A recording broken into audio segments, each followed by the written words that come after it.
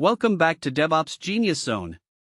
Today we are covering Docker Registry setup. Host your own private registry, and if you are working in DevOps or trying to break into the field, especially in the US job market, this is exactly the kind of knowledge that separates candidates who get callbacks from those who do not. Whether you are completely new to this or you are looking to go deeper, stay with me because the last section covers real-world production details that most tutorials never talk about. Here is what we are going to cover today. We will start with why Docker Registry setup is so important in 2025 and what problem it actually solves. Then we will go deep into the core concepts, how it works under the hood, how to get started correctly, the best practices used at companies like Google, Netflix, and Amazon, the most common mistakes engineers make, and a real production example showing the actual business impact. Let us get into it. Section 1: Why Docker Registry setup matters in the US job market right now. Docker is the containerization technology that powers modern cloud infrastructure at companies like Netflix, Amazon, and Google. Every DevOps engineer in the US job market is expected to know Docker deeply.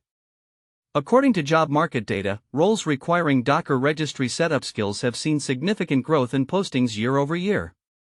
Engineers with hands-on production experience with this technology consistently command salaries 15 to 25% higher than their peers. If you are targeting roles at US tech companies, FAANG, startups, or enterprises, this is not optional knowledge anymore. It is table stakes.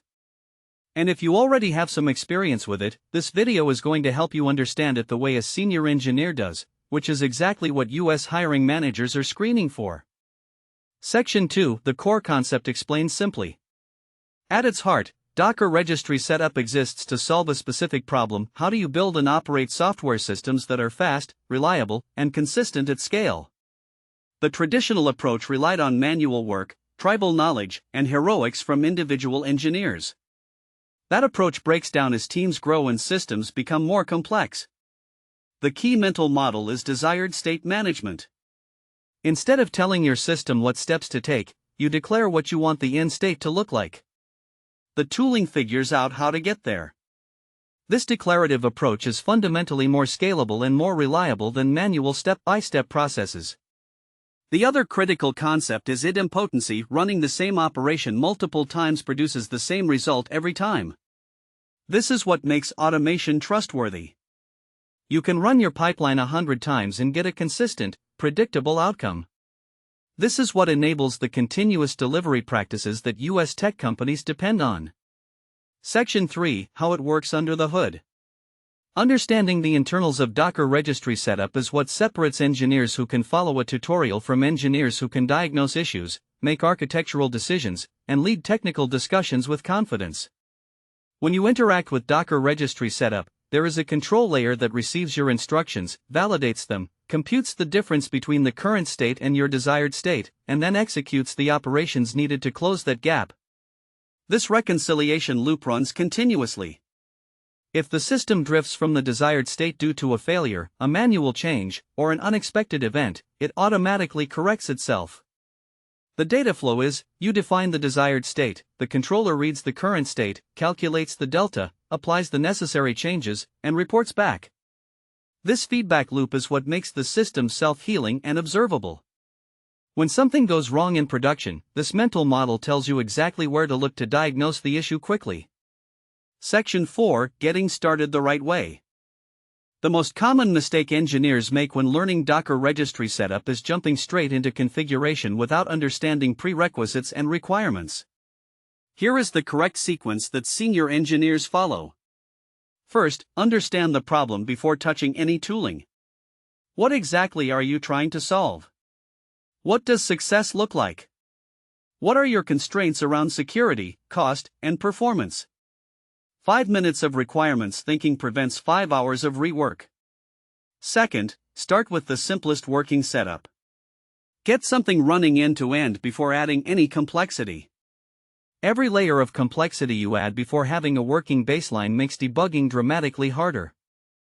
Third, version control every single thing from day one.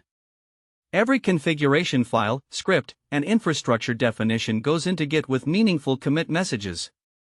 This creates history, enables code review, and makes rollbacks trivial. Fourth, build observability in from the start. Metrics, logs, and health checks should be implemented before features, not after.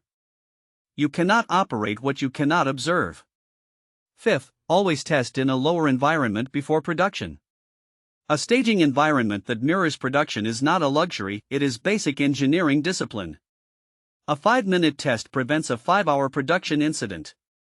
Section 5, Best Practices from Engineers at Top U.S. Companies. These are the practices used at companies like Google, Netflix, Stripe, and Airbnb that most tutorials and courses never cover. Principle of least privilege everywhere. Grant the minimum permissions required for any task. Never use admin credentials for routine work. This dramatically limits blast radius when something inevitably goes wrong. Small frequent changes over large infrequent ones. Small changes are easier to test, easier to review, easier to roll back, and cause smaller incidents when they fail. This is the foundation of continuous delivery culture. Automate ruthlessly but intentionally. If you do something manually more than twice, write a script. If you run that script manually more than twice, put it in your pipeline. But always understand what the automation is doing before you trust it with production. Document the why, not just the what. Your configuration files show what you are doing. Your documentation and runbooks need to explain why you made specific choices. That context becomes invisible to anyone reading the code in 6 months. Monitor your automation as carefully as your applications. CI/CD pipelines, deployment systems, and infrastructure automation all need alerting. Silent failures in automation are particularly dangerous because no one notices until something breaks in production. Section 6, Common mistakes and how to avoid them. Mistake 1, skipping the planning phase. The urge to start building immediately leads to rework, technical debt, and architectural decisions that are painful to reverse. Mistake 2, treating security as an afterthought. In the US, regulatory requirements, compliance audits, and the cost of breaches make security-first thinking essential from day one. Mistake 3, not handling failures gracefully. Every automated step needs error handling. What happens when the network is down? When a resource already exists? When a dependency fails? Build for failure from the beginning. Mistake 4, over-engineering before you have real requirements. Build the simplest thing that solves the problem. Complexity should be earned through demonstrated need, not anticipated in advance. Mistake 5, not testing your automation. Automation code needs tests just like application code. Untested automation is a liability in production. A real-world production example. Let me give you a concrete scenario from the US enterprise world. A company with 15 microservices was spending 4 hours per week on manual deployments, experiencing environment inconsistencies between development and production, and losing an average of 45 minutes per incident trying to determine which change caused the problem. After properly implementing Docker Registry setup, following exactly the principles we covered today, manual deployment time dropped to 0. Environment consistency issues were eliminated because everything was defined as code in version control. Mean time to resolution during incidents dropped by 65% because every change was tracked, auditable, and instantly reversible. That team went from reacting to problems to preventing them. That is the real value of mastering Docker Registry setup. Not just the technical implementation, but the career and business outcome, faster delivery, fewer incidents, smaller on-call burden, and engineers spending their time on work that matters. To summarize, Docker Registry setup is critical in the 2025 US DevOps job market.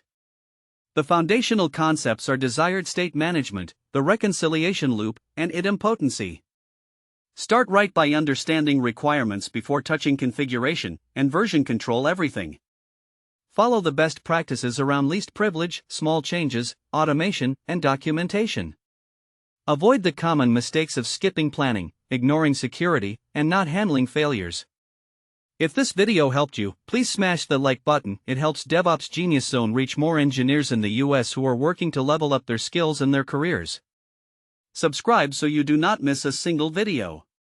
We publish brand new in-depth DevOps content every day. Drop your questions in the comments. I personally read and respond to all of them. See you tomorrow.